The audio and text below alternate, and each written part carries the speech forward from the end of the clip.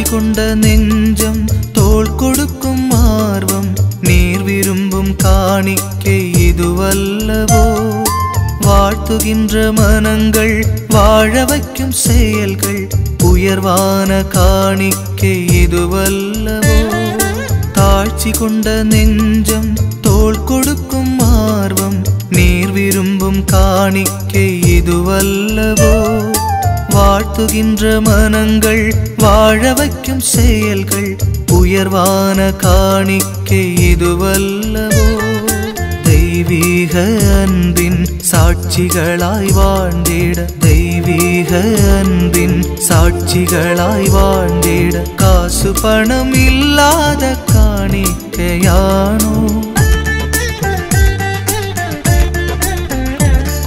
ஆண்டவரின் நெறிமுறைகளை எண்ணிப்பார், அவருடைய கட்டளைகளை எப்போதும் உள்ளத்தில் இருத்து.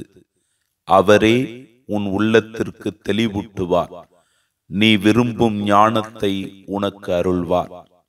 சீராக்கின் ஞானம் 6:37. ஆண்டவர் நமக்கு அன்பான கட்டளைகளை கொடுத்துள்ளார். கொலை செய்யாதே, பொய் சாட்சி சொல்லாதே, களவு செய்யாதே, விபச்சாரம் செய்யாதே, பிறர் பொருளை விரும்பாதே, பிறர் மனைவியை விரும்பாதே. இவை வெறும் கட்டளைகள் மட்டுமல்ல, நம் வாழ்விற்கான படிப்பினைகள். இவற்றை நாம் கடைபிடித்து வாழும்போது நாம் ஆண்டவருக்கு உரியவராக வாழ்கிறோம்.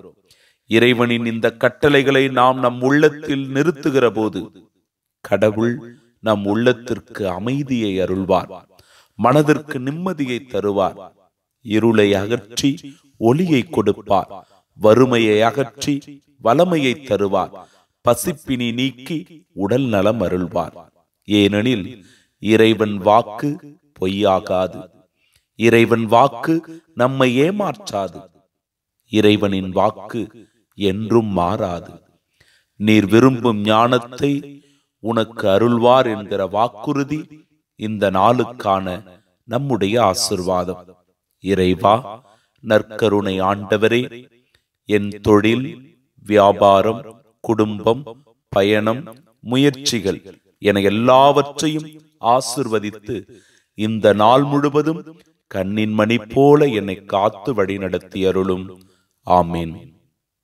வாசமுள்ள மலராய் பாசமுடன் வந்தோ நேசமுடன் நேர்ப்பாய் இறைவா, கர்த்தருக்குள் வாழும் கருத்துடனே வந்தோ கனிவுடனே ஏற்பாய் தலைவா.